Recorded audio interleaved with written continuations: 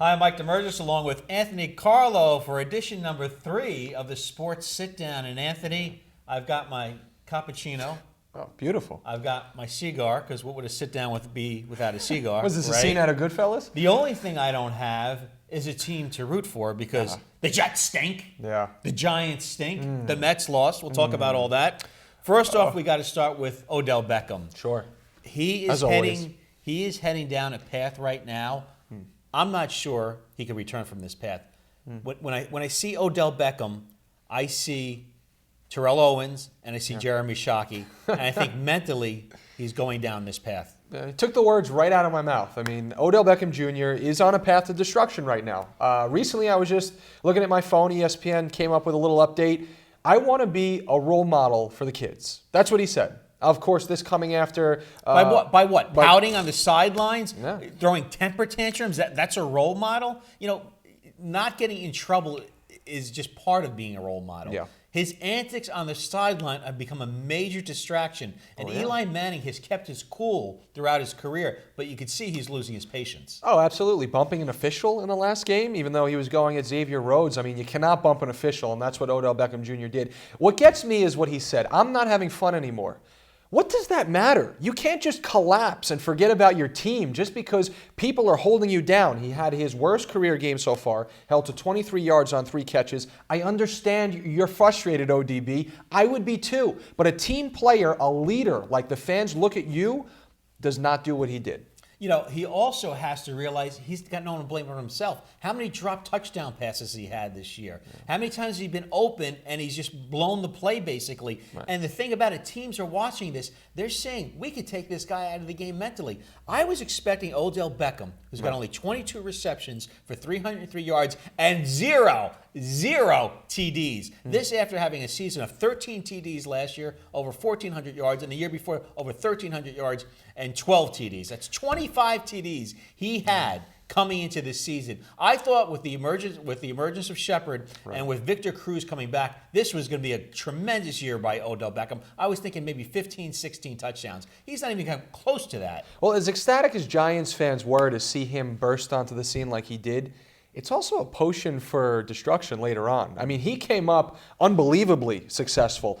You know, things do start to go downhill a little bit. And we're seeing at the beginning of this year, again, his worst career game so far, he's taking it out in the wrong way possible. He's not staying contained and in self-control. He's letting things get to his head. And it's not something the Giants need right now. And I'm glad you brought up Terrell Owens and guys like Keyshawn Johnson. I mean, wide receivers... They're known to be selfish players. I mean, if you look at the history of them. There's got to be some sort of defective gene going on with wide receivers. You look at Chad Johnson. You look at Terrell Owens. You look at Keyshawn Johnson. Oh, my gosh. And then for tight end, Jeremy Shockey. Well, this is an issue.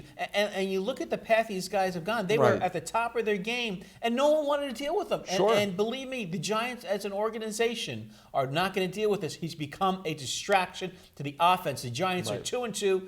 Just a week ago, they were on the verge of going 3-0. They're up 21-9 against Washington. Yeah. And mentally, he has been out of the last 2 games, completely out. Yeah. He's got a choice. ODB, I'm speaking to you right now. If you're listening, you should listen to me. You've got a choice. You either go one way and you continue down a path of destruction and you're mentioned in the same breath as all those other receivers we mentioned, or you turn it around and you be maybe the one who was different, who was not only successful, but was also a team player and didn't let the distraction become himself. Well, Tony, let me just say this. I thought Sunday the Jets might have a chance to turn their season around. Boy, was I wrong. Yeah. To quote the late Dennis Green, we are who we thought they are. We know who the Jets are, and they're 1-3. You know, I almost don't know what to say anything more about this franchise. I mean, we've been talking about this for years now, and it seems like the ship continues to sink.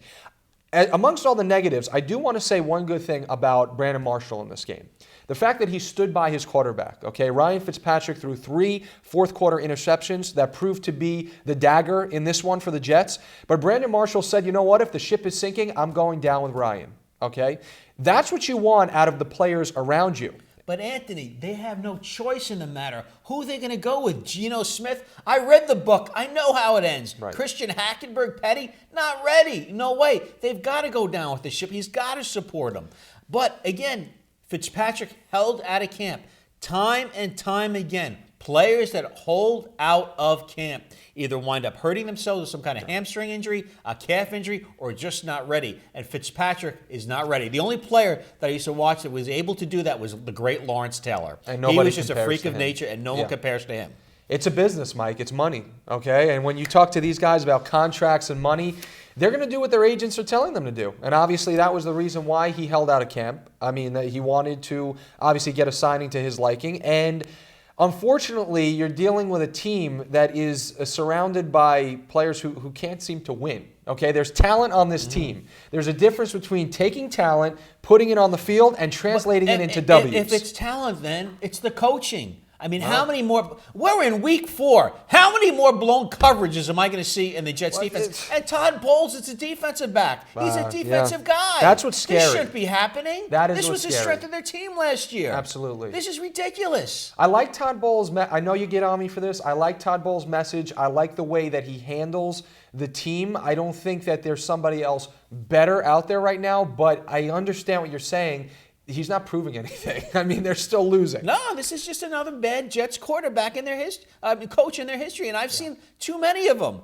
Rich Kotite, Joe Walton. Why don't we get you on the field? Shall I go on? There's been so many bad Jet coaches through the years. Al Groh. Yeah. I mean, it's just been ridiculous. And I thought this guy Bowles was the right kind of guy, a New Jersey guy. Yeah. You know, Parcells' disciple. Seemed like the perfect fit. Calm, cool, the anti-Rex, which I love because I hated Rex. I thought this guy would be the great fit, and I really thought coming into this season they were gonna able to take the next step and win maybe 11, 12 games. And I'm not seeing it. This team is regressing. As much as a coach can turn a team around, it does fall back on the players, and that's why I think you may be right in this instance. Because if you're looking at a team that has talent, there's talented players on the field. Brandon Marshall, Eric Decker.